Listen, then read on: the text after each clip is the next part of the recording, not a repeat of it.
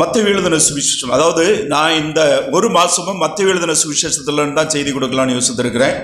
இந்த ஆண்டவராகிய இயேசு கிறிஸ்துவனுடைய மாம்ச பிறப்பு, நம்முடைய இரட்சகராகிய தேவன் மாம்சத்தில் வந்த அவருடைய பிறப்பை எல்லாருமே செலிப்ரேட் பண்ண நாட்களில் நாம் அவரை குறித்த காரியங்களை நம்ம அதிகமாக தியானிப்பது நமக்கு பிரயோஜனமாக இருக்கும் என்று நம்புகிறேன். இன்றைய நம்ம பார்க்கிற செய்தி என்னவென்றால், God uses the very ordinary and weak people to accomplish His plan.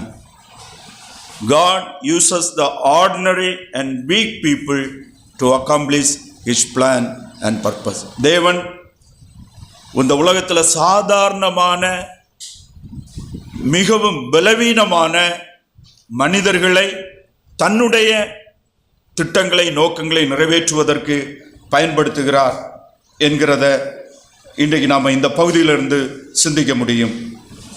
மத்தேயு எழுதின சுவிசேஷம் கிறிஸ்துவுக்கு பின் 60லிருந்து 62க்குள்ளால் எழுதப்பட்டிருக்கும் என்று கருதப்படுகிறது. இதை மத்தேயு எழுதியிருக்கிறார். மத்தேயு அந்த நாட்களில் கிறிஸ்துவின் இந்த உலகத்தில் பிறந்த நாட்களில் இருந்ததான ரோம அரசாங்கத்திற்காக டாக்ஸ் கலெக்ட் பண்ணக்கூடியது, வரி வசூல் பண்ணுகிறதான ஒரு தொழிலை செய்து வந்தவர்.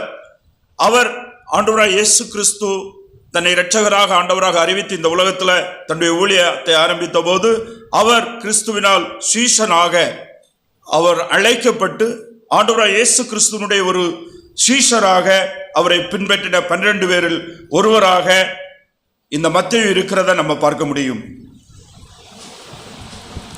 மத்தேயு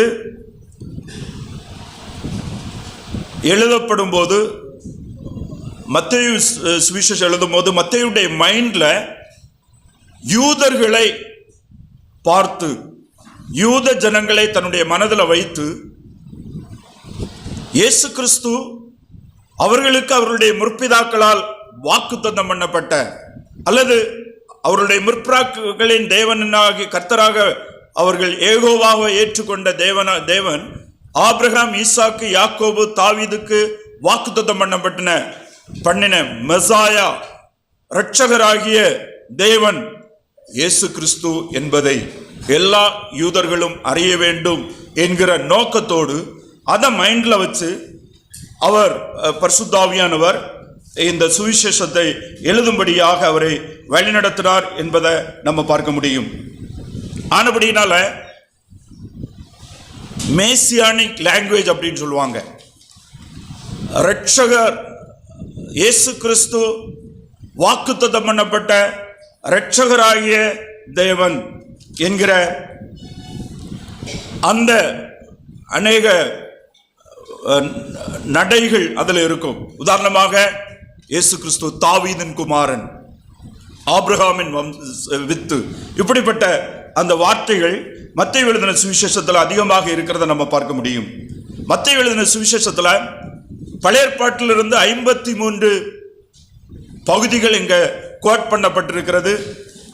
76க்கும் அதிகமான வசனங்கள் பழைய ஏற்பாட்டிலிருந்து மத்தேயு இங்கே எடுத்து பயன்படுத்தி இருக்கிறார் என்பதை நம்ம பார்க்க முடியும்.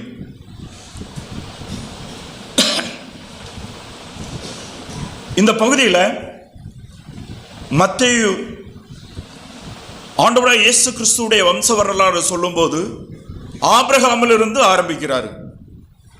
ஏனென்றால் மத்தேயு தன்னுடைய சுவிசேஷத்தில் ஃபோக்கஸ், அவருடைய நோக்கம் யூதர்களுக்கு வாக்குத்தத்தம் பண்ணப்பட்ட மெசாயா, மேசியாவாகிய கிறிஸ்து இவர்தான். யூதர்கள் ஆபிரகாமிடத்திலிருந்து தோன்றுகிறாங்க.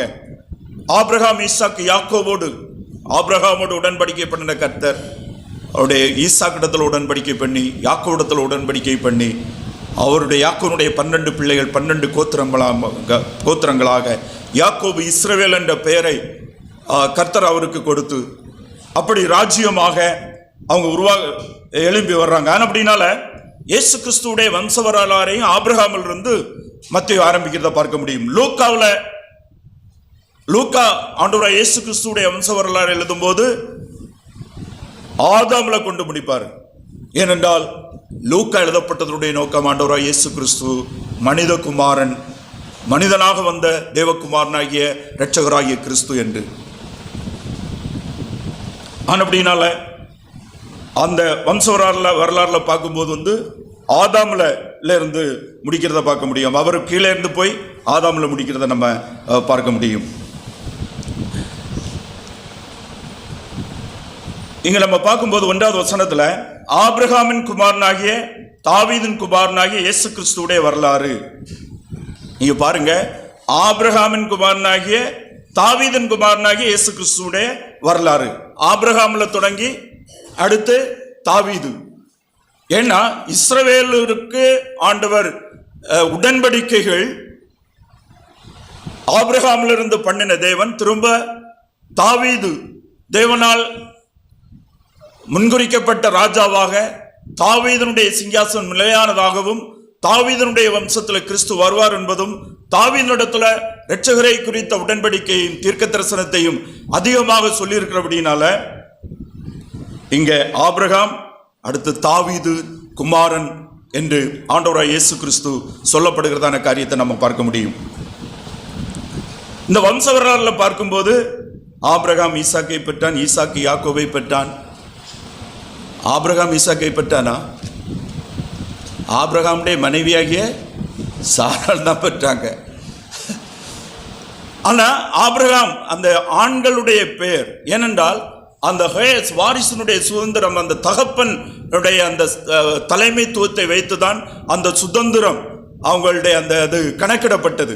ஆனபடினால அந்த தகப்பனுடைய பெயர் அங்க வைக்கப்பட்டிருக்கிறதை நம்ம பார்க்க முடியும். அந்த தேவனுடைய குடும்பத்தினுடைய தலைமைத்துவத்தை அங்க கொண்டு வந்து அங்க சொல்லப்பட்டிருக்கிறதான காரியத்தை நம்ம பார்க்க முடியும். இங்க முதலாக கர்த்தர் ஆபிரகாம் இடத்துல ஆதியாகமம் 22வது அதிகாரம் 18வது வசனத்துல ஒரு வாசிப்போம். ஆதியாகமம் 22:18.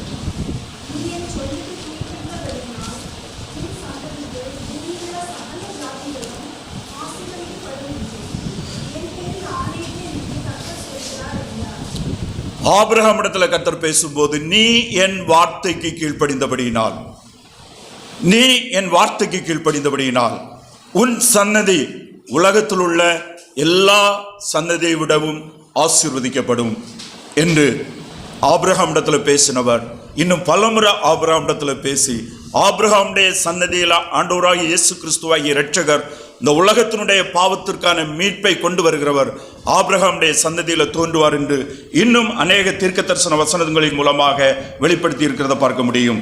சங்கீதம் 89வது அதிகாரம் 3-4 வசனங்களை ஒரு வாசிப்போம். சங்கீதம் 89:3-4.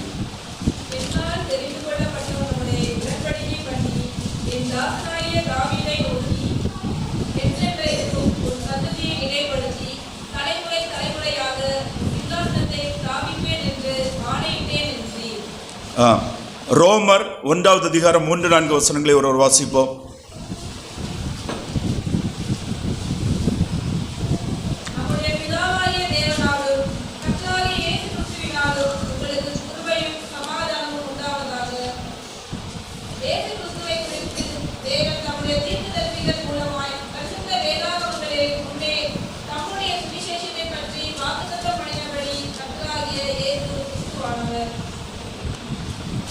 அங்கே சங்கீதத்திலும் அந்த ரோமரோட்டில் பவுல் எழுதும் போதும் ஆண்டவராகிய இயேசு கிறிஸ்து தாவீதின் வம்சத்தில் தாவீதினிடத்தில் சன்னதியிலிருந்து அவர் மாம்சத்தில் வெளிப்படுவார் என்கிறதான அந்த செய்தியை அங்கே தெளிவாக முன்னறிவித்திருக்கிறதையும் இயேசு கிறிஸ்து மாம்சத்தில் வெளிப்பட்ட பின்பு அப்போஸ்தலனாகிய பவுல் தன்னுடைய நிருபத்தை எழுதும் போதும் அவர் தாவீதின் வம்சத்தில் வந்த வாக்குத்தத்தை நிறைவேற்றி வந்த இரட்சகர் என்பதை குறித்தும் அங்கே சொல்லி இருக்கிறதான காரியத்தை நம்ம தெளிவாக பார்க்க முடியும்.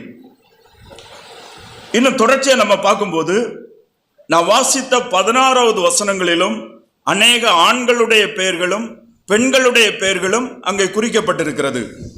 இந்த பகுதியில் சொல்லப்பட்டிருக்கிற அநேகர் பல வித்தியாசமான பின்னணிகளை கொண்டவர்கள்,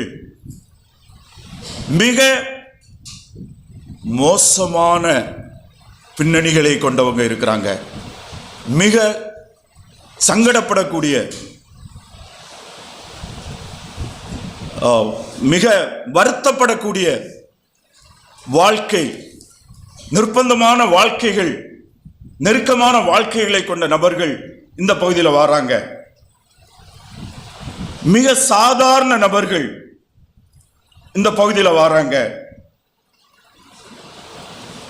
ஆண்டவராய் இயேசு கிறிஸ்துவுடைய வம்சவர்களால் இருக்கிற சிலர் வெரி ஈவில் பீப்புள், மிக மோசமான துன்மார்க்கமான நபர்கள் இந்த வம்ச வழியில் வரதை நம்ம பார்க்க முடியும்.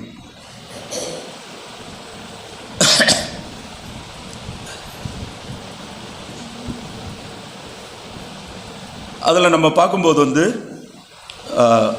4-5 வசனங்கள் ஒரு வாசிப்போம்.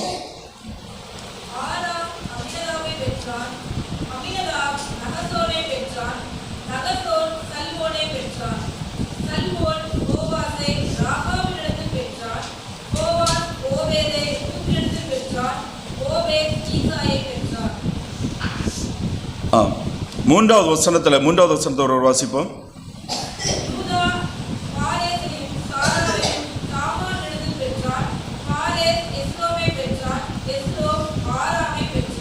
இங்க யூதா பாரேசையும் சாராவையும் தாமாரிடத்தில் பெற்றான் என்று நம்ம பார்க்கிறோம். இந்த பகுதியில் எல்லாரையும் நம்ம இன்றைக்கு சிந்திக்கல. ஒரு சில நபர்கள், அவர்களுடைய பின்னணி, அவர்களை எப்படி கர்த்தர் தம்முடைய ஒரே குமாரனாகிய பரிசுத்த குமாரனாகிய ஆண்டவராகிய இயேசு கிறிஸ்துவை இந்த உலகத்தில் மனிதனுடைய பாவத்திற்காக கொடுக்க வேண்டும் என்கிற தேவனுடைய அனாதி திட்டத்தை நிறைவேற்றும்படியாக பயன்படுத்தப்பட்ட நபர்களில், அவங்களுடைய வம்ச வரலாறில் தேவனால தெரிந்தெடுக்கப்பட்ட நபர்களுடைய ஒரு சிலர்களை நம்ம விரிவாக சிந்திக்க இருக்கிறோம். அதில் நம்ம பார்க்கிறது முதலாவது தாமார்.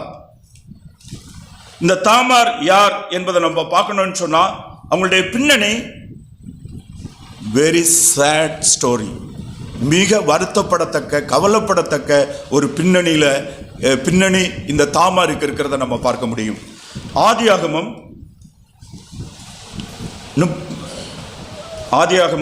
38வது அதிகாரம் 6 to 11 வரை உள்ள வசனங்கள் ஒரு வாசிப்போம்.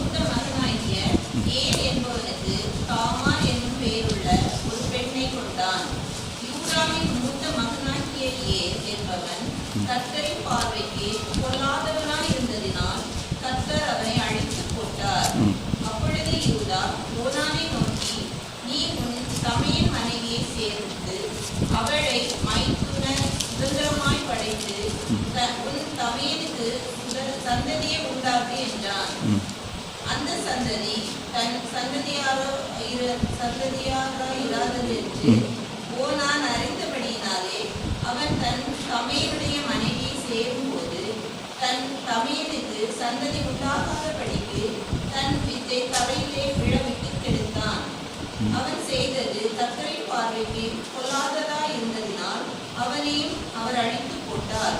அப்பொழுது யூதா தன் குமாரனாகிய சேலாவும் அவன் சகோதரர் செத்தது போல சாவான் என்று அஞ்சி தன் மருமகளாகிய தாமாரை நோக்கி, என் குமாரனாகிய சேலா பெரியவனாக மட்டும் நீ உன் தகப்பன் வீட்டிலே கைப்பெண்ணாய் தங்கியிரு என்று சொன்னான். அந்தபடி தாமார் போய் தன் தகப்பன் வீட்டிலே தங்கியிருந்தாள். அநேக நாள் சென்ற பின் சூலாவின் குமாரத்தியாகிய யூதாவின் மனைவி மரித்தாள். யூதாவினுடைய துக்கம் ஆறின பின் அவன் அதுல்லாம் ஊரானாகிய தன் சிநேகிதன் ஈராவுடனே திம்னாவிலே தன் ஆடுகளை மயக்கத்திற்கிறவரிடத்திற்கு போனான். அப்பொழுது உன் மாமனார் தம்முடைய ஆடுகளை மயக்கத்திரிக்க தீராவுக்கு போகிறார் என்று தாமாருக்கு அறிவிக்கப்பட்டது. சேலா பெரியவனாயும் தான் அவனுக்கு மனைவியாக கொடுக்கப்படவில்லை என்று அவள் கண்டபடியால் தம் கைப்பெண்மைக்குரிய வஸ்திரங்களை கழித்து போட்டு முக்காடிட்டு தன்னை மூடிக்கொண்டு திம்னாவுக்கு போகிற வழியில் இருக்கிற நீரூற்றுகளுக்கு முன்பாக உட்கார்ந்தாள். யூதா அவளை கண்டு அவள் தன் முகத்தை மூடி இருந்தபடியால் அவள் ஒரு வேசி என்று நினைத்து அந்த வழியாய் அவளிடத்தில் போய் அவள் தன் மருமகள் என்று அறியாமல், நான் சேரும்படி வருவாயா என்றான். அதற்கு அவள், நீர் என்னிடத்தில் சேரும்படி எனக்கு என்ன தருவீர் என்றாள். அதற்கு அவன், நான் மந்தையிலிருந்து ஒரு வெள்ளாட்டுக்குட்டியை அனுப்புகிறேன் என்றான். அதற்கு அவள், நீர் அதை அனுப்பும் அளவும் ஒரு அடைமானம் கொடுப்பீரா என்றாள். அப்பொழுது அவன், நான் உனக்கு அடைமானமாக என்ன கொடுக்க வேண்டும் என்று கேட்டான். அதற்கு அவள், உம்முடைய முத்திரை மோதிரமும் உம்முடைய ஆரமும் உம்முடைய கைக்கோலும் கொடுக்க வேண்டும் என்றாள். அவன் அவைகளை அவளுக்கு கொடுத்து அவனிடத்தில் சேர்த்தான். அவள் போதும். இங்க நம்ம பார்த்தோம்னு சொன்னா, தாமார் யூதாவினுடைய குமாரனாகிய ஓர் என்பவனுக்கு மனைவியாக வர்றாங்க. அங்க என்ன நடக்குதுன்னா, இந்த ஏர் என்பவர் தாமாரை திருமணம் பண்ணி வாழ்ந்த இந்த யூதாவுடைய குமாரன் கர்த்தருடைய பார்வையில் பொல்லாதவனாக இருந்தான் என்று வேதம் சொல்லுகிறது. ஆனபடினால கர்த்தர் அவனை அழித்து போட்டார். இந்த ஏர், அதாவது யூதாவினுடைய குமாரனுடைய பொல்லாப்பு நிமித்தம் அவன் மரித்து போறான். இப்போ தாமார் விதவை ஆகிறாங்க. அன்னைக்கு இருந்த பழக்கத்தின்படி, அந்த பாரம்பரிய வழக்கத்தின்படியும் அது தேவனுடைய சித்தமாகவும் இருந்திருக்கிறது. ஒரு குடும்பத்தில் ஒருவருடைய மூத்தவருடைய மனைவி ஒருவர் திருமணமாகி இறந்து அவருடைய மனைவி விதவையாகப்படும் போது அந்த வீட்டில் இருக்கிற அடுத்த சகோதரன் அவர்களை தனக்கு மனைவியாக சேர்த்து அவருக்கு வாரிசு பிள்ளைகளை உருவாக்க வேண்டும் என்கிற ஒரு சித்தம் அங்கே இருக்கிறது. ஸோ அதன்படி இந்த தாமார் யூதாவுடைய 2வது குமாரனாகிய ஓனான் என்கிறவன் திருமணம் பண்ணுகிறார். இவர் தாமாரிடத்தில் சேரும்போது ஒரு தேவ சித்தத்தின்படி அடுத்தவன் திருமணம் பண்ணினாலும் அவருக்கு வருகிற பிள்ளைகள் அந்த இறந்து போன ஏருடைய சன்னதி என்று கணக்கிடப்படுவார்கள். அது அந்த காலத்தினுடைய வரலாறு. அப்போ இவருக்கு என்ன நினைக்கிறாருன்னா, நான் தாமாரோடு சேர்ந்து எனக்கு பிள்ளைகள் பிறந்தா அவர்கள் என்னுடைய சுதந்திரம், என்னுடைய பிள்ளைகளாக கருதப்பட மாட்டார்கள். அதனால எதுக்கு நான் அவளோடு சேர்ந்து பிள்ளை பெற்றுக் கொள்ள வேண்டும் என்று அந்த எண்ணத்தினால அவன் என்ன செய்கிறான்னு சொன்னா, அங்கே நாம் வாசிக்கிறது போல் அவன் பிள்ளை பெறாதபடி அவளோடு சேர்கிறதான ஒரு காரியத்தை நம்ம பார்க்கிறோம்.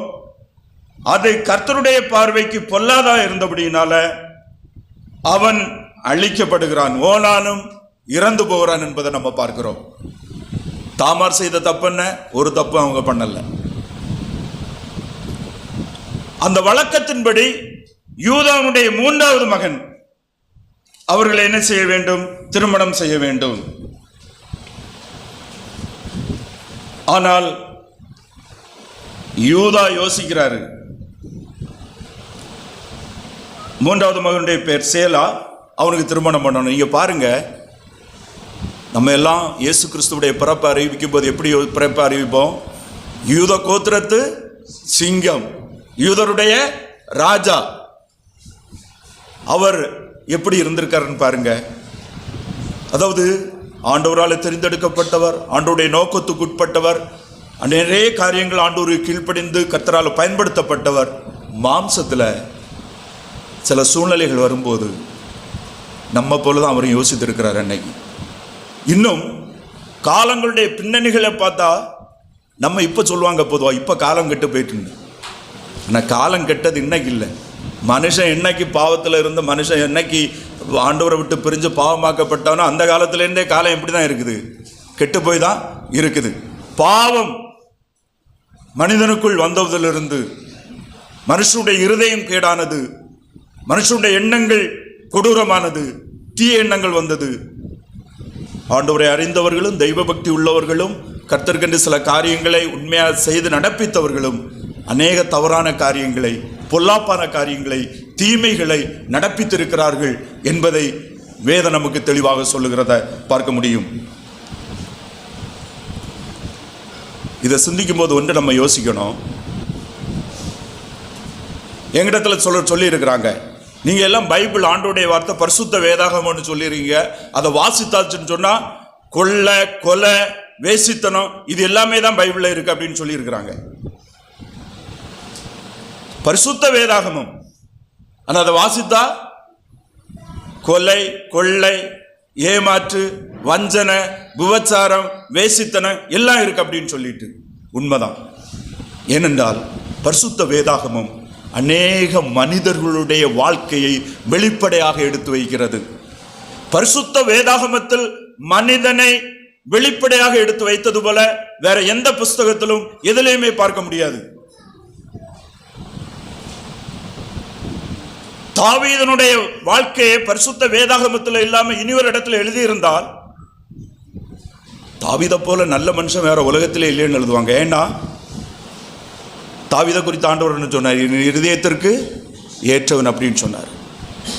ஆபிரகாமுடைய வாழ்க்கைய ஒரு மனிதன் வரலாறு எழுதியிருப்பார் என்று சொன்னா, ஏன்னா ஆபிரகாம் இஸ்ரவேலின் ராஜ்யத்துக்கு தகப்பன், விசுவாசிகளுக்கு தகப்பன். அவன் சின்ன சின்ன தப்பெல்லாம் செய்தா எதுக்கு எழுதணும்? அதை ஒதுக்கி வச்சுட்டு நல்லதான் எழுதுவாங்க. ஆனால் வேதம் பரிசுத்த ஆவியினால் எழுதப்பட்டது. எந்த மனிதன் கர்த்தரால பயன்படுத்தப்பட்ட ஆசீர்வதிக்கப்பட்டவனாக இருந்தாலும் அவனுடைய தவறுகளையும் என்ன செய்யல, வேதம் விட்டு வைக்கவில்லை. ஏனென்றால் the author is the Holy Spirit of God. Even though the prophets and the apostles are used by the Holy Spirit of God. பரிசுத்த ஆவியானவர் பொய்யுரையா தேவன். மனிதருடைய மேன்மையானதையும் அவருடைய தவறுகளையும் வெளிப்படையாக நமக்கு சொல்லி இருக்கிறார். வேதம் நமக்கு காண்கிற தேவன் தன்னுடைய செயல்களிலெல்லாம் நல்லவரும் பரிசுத்தரும் மாறாதவரும் வல்லமை உடையவரும், அவரிடத்தில் எந்த விதமான குறைவும் இல்லை. The God of the Bible is a holy and the righteous and just God. என்னுடைய இருதயத்திற்கு ஏற்றவன் என்று தாவீதை குறித்து சொன்னாலும் அவன் பாவம் செய்த போது அவனை தண்டிக்காமல் விடல, அதை மறைத்து வைக்கல கர்த்தர். He is a just God, holy God. நமக்கு வேதம் சொல்லுகிற தேவன். சோ இங்க நம்ம பார்க்கும்போது தாமார் எந்த தப்பும் பண்ணல. முதல்ல புருஷன் இறக்கிறதுக்கு காரணம் அவனுடைய பாவம், ரெண்டாவது புருஷன் இறக்க காரணம் அவனுடைய பாவம். இப்ப அதனால விதவையாக்கப்பட்ட தாமார் யூதாவினால ஒதுக்கப்படுறாங்க. மூன்றாவது மகனை அந்த வழக்கப்படி கொடுக்க வேண்டும், திருமணம் செய்ய வேண்டும் சேலா. ஆனா யூதா யோசிக்கிறாரு, ஒருவேளை நீங்க பாருங்க, பொதுவாகவே புருஷன் இறந்து போனா அந்த தப்பை எல்லாம் இன்னைக்கு அந்த காலத்திலிருந்து இந்த காலம் பெண்கள் மேலே இடுகிற வழக்கம் இருக்குது. அது ஒரு தவறான காரியம். ஆண்டோட அடைந்த மக்கள் அப்படி செய்யக்கூடாது, அவங்கள ஒதுக்கக்கூடாது. ஏதோ ஒரு தவறு அவருடைய வாழ்க்கையில் தொடர்ந்து வந்துட்டுனா அவன் சாபம் பிடிச்சவன் அப்படியெல்லாம் கிடையாது. அதெல்லாம் வேதத்துக்கு புறம்பானது. ஆனால் மனிதர்களுடைய எண்ணங்கள் அப்படி அந்த காலத்தில் இருந்தது. தேவனால பெரிய மனுஷனாக இருந்த யூதாவுக்கு அந்த எண்ணம் இருந்தது. அவன் என்ன செய்கிறான்? அவங்கள்ட்ட சொல்கிறான், சேலை ரொம்ப சின்னவனாக இருக்கான், கொஞ்சம் கூட வளரட்டு, நீ கொஞ்சம் பொறுமையாக போய் உட்காந்துக்க. அவனை இப்போ என்ன செய்ய முடியாது, திருமணம் பண்ண முடியாதுன்னு அவனுக்கு அதை தடை பண்ணி அப்படி வச்சு விடுறான். ஆனால் தாமார் அதை புரிஞ்சுட்டாங்க. உண்மையிலேயே இவர் ஏமாற்றுறாரு என்கிறத புரிஞ்சு அந்த காலத்தில் வியாபாரிகள், வழிபோக்கர்கள் போகிற இடங்களில், நீரூற்றுகள் ஓரங்களில் விபச்சாரம் பண்ணக்கூடிய பெண்கள் அங்கே இருப்பாங்க. அந்த வழிபோக்கர்கள் அங்கே தங்குவதற்கான மடங்கள் வைக்கப்பட்டிருக்கும். அவர்கள் காசு கொடுத்து அவர்களுக்கான கூலியை கொடுத்து அவர்களோடு சேருவது வழக்கம். அப்படிப்பட்ட ஒரு இடத்துல ஒரு யூதா அங்கே ஆடு மேய்க்க போகிற ஒரு இடத்துல இந்த தாமார் தன்னை மறைத்து ஒரு வேசியை போல் ஆடை அணிந்து அந்த இடத்துல போகிறாங்க. யூதா ஒரு இடத்துல போகிறான். அதற்கான கூலி என்னன்னு கேட்கும்போது ஒரு ஆட்டுக்குட்டி என்று சொல்லும்போது, சரி நீ ஆடை கொண்டு தருது வரையிலும் எனக்கு உன்னுடைய மோதிரத்தை தான் சொல்லிட்டு அவனுடைய மோதிரத்தையும் வேறு சில காரியங்களை வாங்கிடுறாங்க. தாமாரோடு யூதா சேருகிறான். அவர்கள் யூதாவின் மூலமாக தாமார் கற்பந்தரித்து அவர்களுக்கு பிள்ளைகள் பிறக்கிறான். அதான் நம்ம இங்க பார்க்கிறோம். யூதா பாரேசையும் சாராவையும் தாமாரிடத்தில் பெற்றான். அதற்கு பிறகு அங்கே நம்ம பார்த்தோம்னு சொன்னா யூதாவே அவர்களை திருமணம் பண்ணும்படியான ஒரு சூழ்நிலை அங்கே உருவாகிறத நம்ம பார்க்கிறோம். அங்கே யூதாவின் மூலமாக முதலாவது பெற்ற பாரேஸ் இப்போது நம்முடைய இரட்சகர் ஆண்டவருமாகிய இயேசு கிறிஸ்து பிறக்கிறதான அந்த வம்ச வரலாற்றிலே இடம் பிடித்து வருகிறார்கள் என்பதை நம்ம பார்க்க முடியும். நீங்க பாருங்க, எப்படிப்பட்ட நிர்பந்தமான, ஒதுக்கப்பட்ட, சபிக்கப்பட்டவள் என்று மனிதர்களால் ஒதுக்குகிற சூழ்நிலையில் இருந்தவங்க. ஆனால் அவங்களிடத்தில் எந்த தப்பும் இல்லை. கர்த்தர் அந்த பெண்மணியை ஆண்டவராய் இயேசு கிறிஸ்துவனுடைய வம்ச வரலாறுல கொண்டு வருகிறதான ஒரு மிக அற்புதமான ஒரு காரியத்தை நம்ம இங்க பார்க்கிறோம்.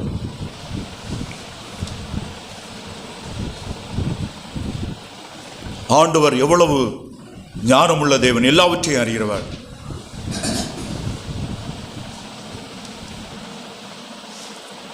எல்லாம் அவருக்கு வெளியரங்கமாக இருக்கிறது.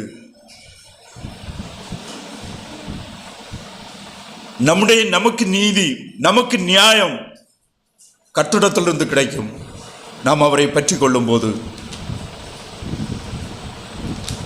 என்பதை நம்ம இந்த இடத்துல கற்றுக்கொள்ள முடியும். அடுத்து நம்ம இங்க வரும்போது 5வது வசனம் ஒருவர் வாசிப்போம்.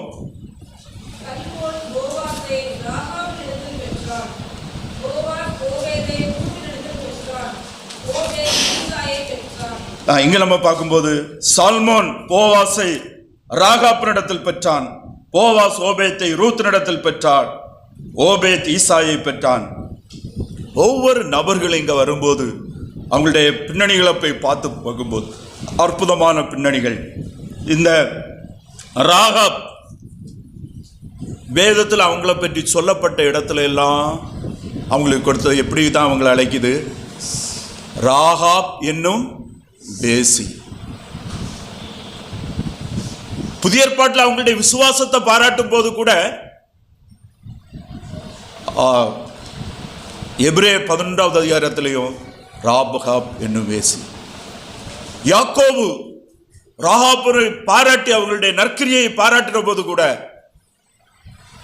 ராகாப் என்கிற வேசி மாம்சத்தில். ஆனா அவங்க எவ்வளவு அற்புதமாக கர்த்தரால அவங்களுடைய விசுவாசத்து நிமித்தம் கர்த்தர் அவங்களை பயன்படுத்தினார் என்பதை பார்க்கும்போது மிக ஆச்சரியமான காரியம்.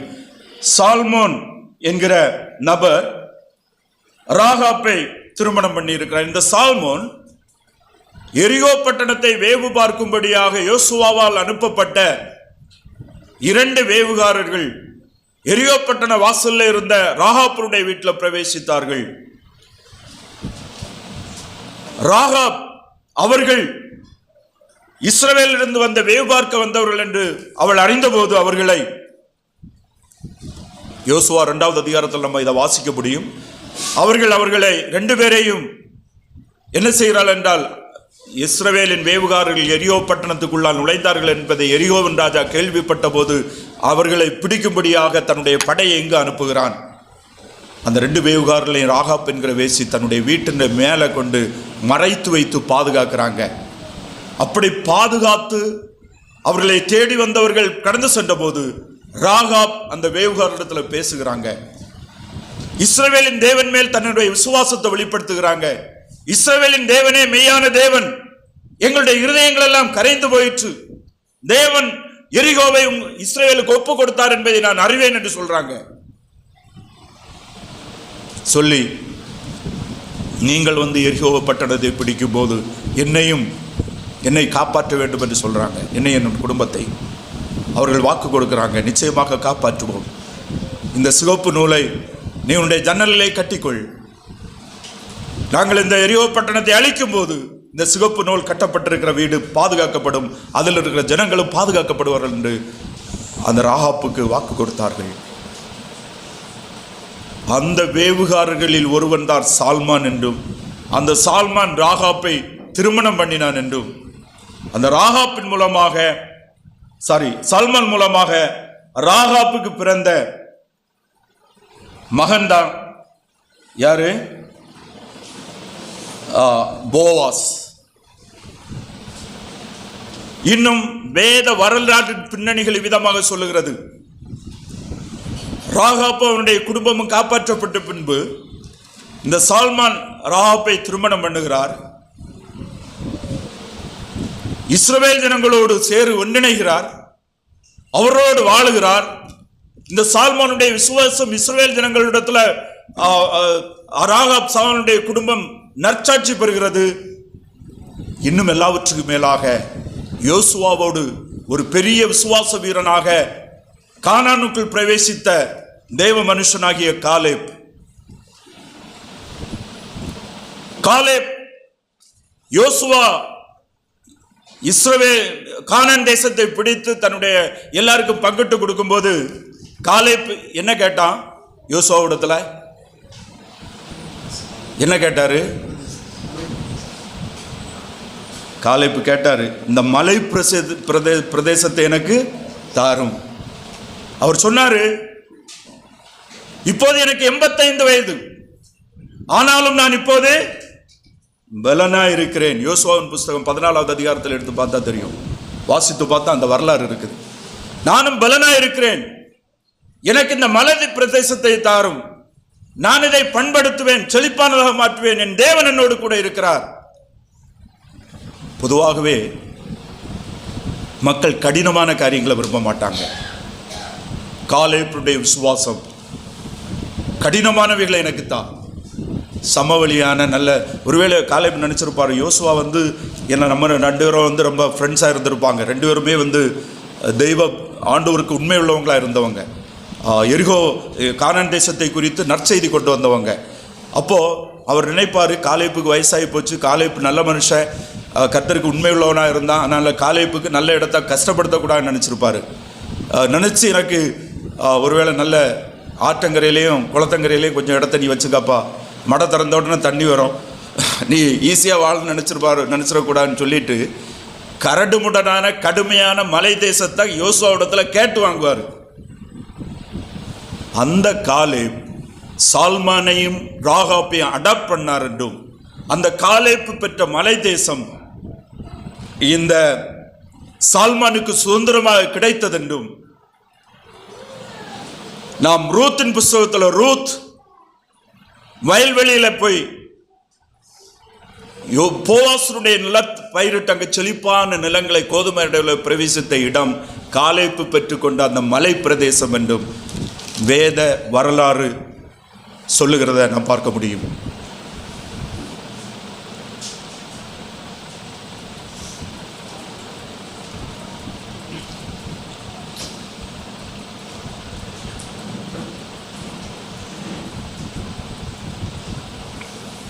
எவ்வளவு அற்புதமான தேவன், எவ்வளவு உன்னதமான தேவன் நாம் விசுவாசிக்கிறவர். நம்முடைய வாழ்க்கையில் இருக்கிறதான கற்பாறைகளை, கரடு முரடுகளை, வனாந்தரங்களை நீரூற்றுகளாக, செழிப்பான நிலங்களாக, ஆசீர்வாதமாக, நாம் மனிதனால் வெறுக்கப்படுகிற தாமார், யூதாவால் குடும்பத்தினால் சபிக்கப்பட்டவர் என்று ஒதுக்கப்பட்ட தாமார் கர்த்தரால் உன்னதமான ஆசீர்வாதமானவளாக இயேசு கிறிஸ்துவுடைய வரலாறுல வருகிறாங்க. கரடுமுடராக மலை தேசமாக பெற்றுக்கொண்ட காலேப்புடைய அந்த இடம் வயல் நிலமாக, இன்னும் நீங்க பார்த்தீங்கன்னு சொன்னா அந்த ரூத்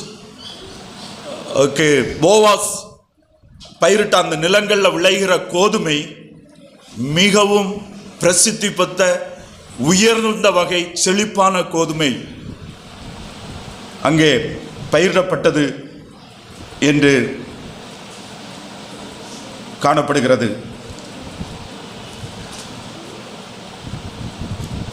ஆண்டவராய் இயேசு நம்முடைய வாழ்க்கையில் இருக்கும்போது, அவருடைய உண்மைகள் நம்முடைய வாழ்க்கையை ஆளுகை செய்யும் போது, நம்முடைய வாழ்க்கையில் இருக்கிறதான சாபங்கள், கற்பாறைகள், கரடு முரடுகள், வனாந்தரங்கள் ஆசீர்வாதம் அவருடைய உண்மைகளினாலும் விசுவாசத்தினாலும் அவரை பின்பற்றுகிறதுனாலும் இலகுவாக செழிப்பானதாக மாறும். இஸ்ரவேல் தேசம் இஸ்ரவேலர்கள் இல்லாத போது அது வனாந்தரமாகவும் கற்பாறைகளாகவும் மாற்றப்படுகிறது. இன்னைக்கு நாம் பார்க்கிற இஸ்ரவேல் தேசம் 1948 14 மே சுதந்திரம் பெற்றுக் கொண்டது, நாடாக அறிவிக்கப்பட்டது. அதற்கும் சில டெக்கேட்ஸ்க்கு முன்பாக, சில வருடங்களுக்கு முன்பாகவே இஸ்ரவேலர்கள் பாலஸ்தீனத்துக்கு கீழே இஸ்ரவேல் இருக்கும் போதே அங்க போய் இந்த இஸ்ரவேல் என்கிற ஒரு ராஜ்யத்தை தங்களுக்கு சுதந்திரித்துக் கொள்ள வேண்டும் என்று 70வது ஏடியில உலகம் முழுவதும் ஆண்டவராகிய இயேசு கிறிஸ்துவுடைய தீர்க்க தரிசனத்தின்படி சிதறடிக்கப்பட்ட ஜனம், அகதிகளாக ரிஃப்யூஜிஸாக உலக நாடுகளில் அனைத்தும் இருந்த ஜனம் தங்களுடைய தேசத்தை தங்களுக்கு திரும்ப பெற வேண்டும் என்று பல நாடுகளும் இருந்தவர்கள் டீமாக சேர்ந்து அதற்காக பணங்களை திரட்டி அதற்கான முயற்சிகளில் ஈடுபட்டு கொண்டிருந்தாங்க. சுதந்திரம் அறிவிக்கப்படுவதற்கு பல ஆண்டுகளுக்கு முன்பாகவே சில யூதர்கள் அங்கே போய் அந்த தேசங்களை விலை கொடுத்து கொஞ்சம் கொஞ்சம் ஏரியாவாக வாங்கி சேர்த்தாங்க. அதற்கு முன்பாக அந்த நிலங்களை எல்லாம் ஓன் பண்ணி இருந்த அரப்ஸ், ஷேக்குகள், பாலஸ்தீனியர்கள், மற்ற அரபுகள் எல்லாம் இஸ்ரவேலர்கள் அந்த நிலங்களை வாங்கும்போது விட்டு கொடுத்தாங்க. 100 ஏக்கர் 200 ஏக்கர் சின்ன விலைக்கு விட்டு கொடுத்தாங்க. என்ன நினைச்சாங்க தெரியுமா? இந்த பாறைகள், இந்த வனாந்தரங்கள், இந்த நீரற்ற இடங்கள், அறிவில்லாம வந்து வாங்குறாங்க, இவனை இதை என்ன செய்ய போறாங்கன்னு தான் நினைச்சாங்க. வரலாறுல போய் பார்த்தா தெரியும்.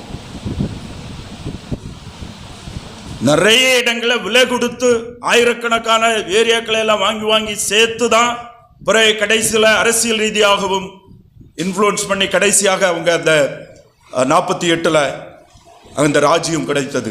அந்த ராஜ்யம் கிடைத்த அந்த ராஜ்யத்தில் பிரவேசிக்கும் போது இஸ்ரவேல், இன்றைக்கு பார்க்கிற இஸ்ரவேல், வனாந்தரங்கள், வட்டாந்தரைகள், தண்ணீரற்றது, எந்த பொருளும் விளைவிக்க தகுதியற்றதாக இருந்த நிலங்கள்.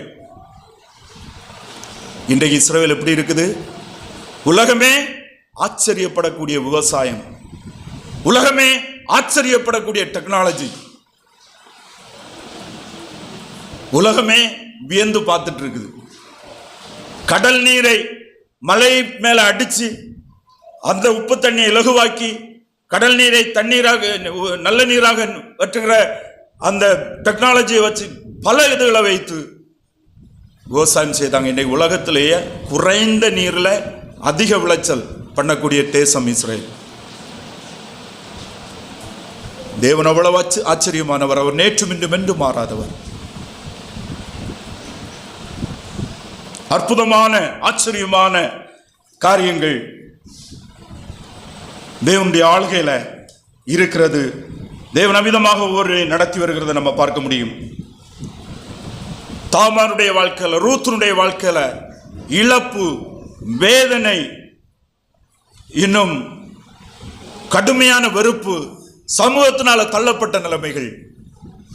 ஆனால் கர்த்தருடைய சட்டைகளின் கீழே அவர்கள் வந்தபோது அவர்களை கர்த்தர் தன்னுடைய கருத்துக்குள்ளாலே எடுத்து ஆச்சரியமாக மனுஷனுடைய புத்திக்கும் எண்ணத்திற்கும் எட்டாத மேலான காரியங்களை அவர்களை கொண்டு செய்து அற்புதமாக நடத்தினார் என்பதை நம்ம பார்க்க முடியும். இன்னும் நம்ம பார்த்தோம்னு சொன்னா, இந்த வம்ச வரலாறு வருகிறதான 7வது வசனத்தில் இருக்கிற அபியா, இன்னும் 10வது வசனத்தில் இருக்கிற மனாசே, இவர்களை குறித்து நீங்க ஸ்டடி பண்ணி பாருங்க. வெரி ஈவில் பீப்புள், துன்மார்க்கமாய் வாழ்ந்த நபர்கள் என்று அவர்களை குறித்து சொல்லப்பட்டிருக்கிறத பார்க்க முடியும். இன்னும் நம்ம பார்த்தோம்னு சொன்னா, 3வது வசனத்தில் கடைசியில் வருகிற எஸ்ரோம், ஆரா, இன்னும் 7வது, இன்னும் 10வது வசனத்தில் வருகிற மனாசே, அபியு என்கிற 13வது வசனத்தில் வருகிற நபர்கள். இவர்களை குறித்து என்ன சொல்லப்பட்டிருக்கிறது என்றா, very ordinary people, simple people, not a famous people, very simple people. அவங்களிடத்தில் ஸ்பெஷாலிட்டி எதுவுமே இல்லை, நோட்டபிலிட்டி எதுவுமே இல்லை, சாதாரண சிம்பிள் பீப்புள் என்று அவர்களை குறித்து சொல்லப்பட்டிருக்கிறது. Very ordinary people. அவங்க கர்த்தாதி கர்த்தாவும் ராஜாதி ராஜாவும் வானத்தையும் பூமியும் படைத்து ஆளை செய்கிற மெய்தேவனாகிய ஆண்டவராகிய இயேசு கிறிஸ்துவுடைய வரலாறுல வருகிறார்கள் என்கிறத நம்ம பார்க்கும்போது எவ்வளோ அற்புதமான காரியங்களை இந்த வரலாறு ஆண்டவர் கொண்டு வருகிறார் என்பதை நம்ம பார்க்க முடியும்.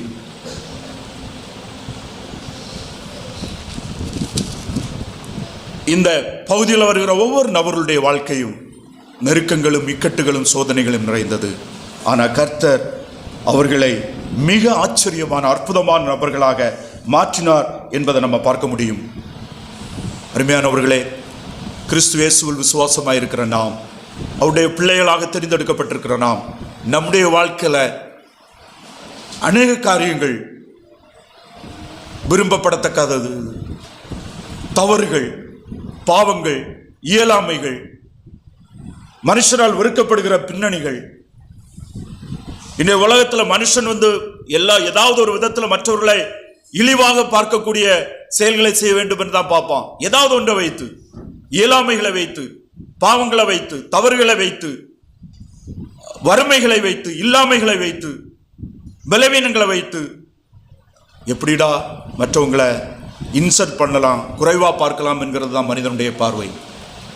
ஆனால் உன்னதமான பரிசுத்த தேவன் நாம் அவருடைய சட்டையின் மறைவிலே நாம் வருவோமே ஆனால், கிறிஸ்து இயேசுவிலே தேவனுடைய அன்பை உணர்ந்து கிறிஸ்து இயேசுவையும் அவரிலே தேவன் தந்திருக்கிற வாக்குத்தத்தங்களை நாம் விசுவாசித்து ஏற்றுக்கொள்வோமே ஆனால், நம்முடைய வாழ்க்கையில் இருக்கிற கசப்பான காரியங்கள், நம்முடைய வாழ்க்கையில் இருக்கிறதான இயலாமைகள், நம்முடைய வாழ்க்கையில் இருக்கிறதான இழப்புகள், நம்முடைய வாழ்க்கையில் இருக்கிறதான அவமானங்கள், நம்முடைய வாழ்க்கையில் இருக்கிறதான எந்த காரியங்களையும் அற்புதமாக மாற்றி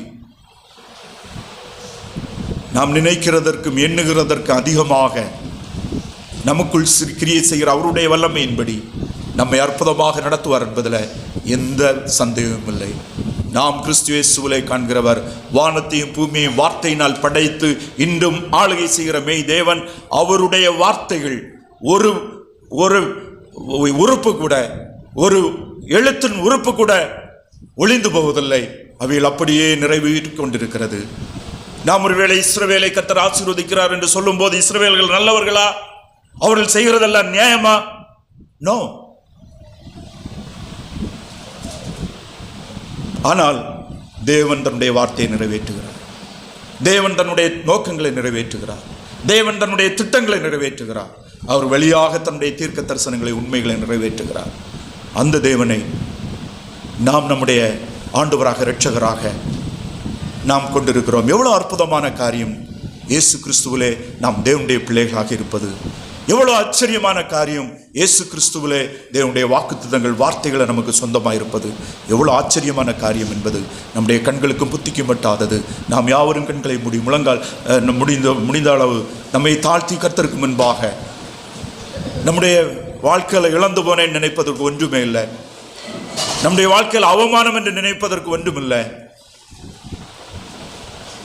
நம்முடைய வாழ்க்கையில் நம்முடைய சமூகம் தாழ்ந்தது கிடையாது.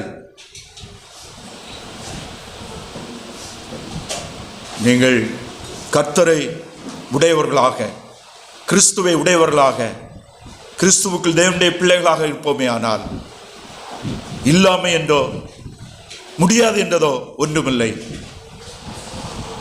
அப்போஸ்தலனாகிய பவுல் சொன்ன அந்த வார்த்தையை நினைத்துக் கொள்வோம். என்னை பலப்படுத்துகிற கிறிஸ்துவினாலே எல்லாவற்றையும் செய்ய எனக்கு பலன் உண்டு.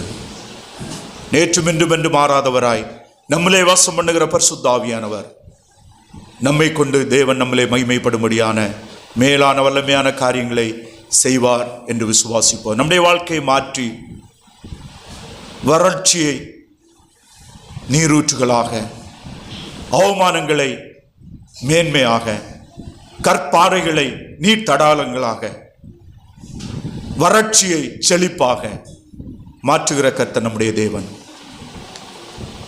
விசுவாசம் உள்ளவர்களாக நம்மை ஆண்டவருக்கு ஒப்பு கொடுத்து ஜெபிப்போம். ஸ்தோத்திரம் ஆண்டவர். எல்லாரும் தனி